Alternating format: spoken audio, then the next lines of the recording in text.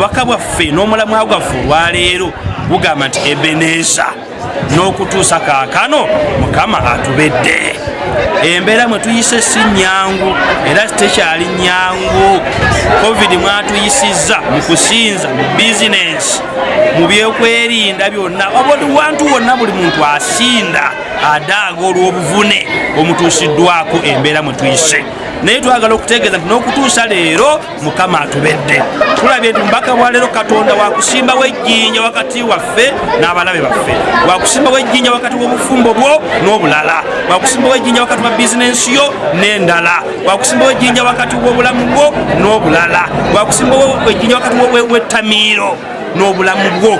Era nga nasembayo bw'anaalisimba ye wakulwana entalo zaffe zonna aziwangule. Eggwanga mukusoomoozebwa okwabayeekera okwabatujju. Katonda ye wakulwana entalo zaffe zonna era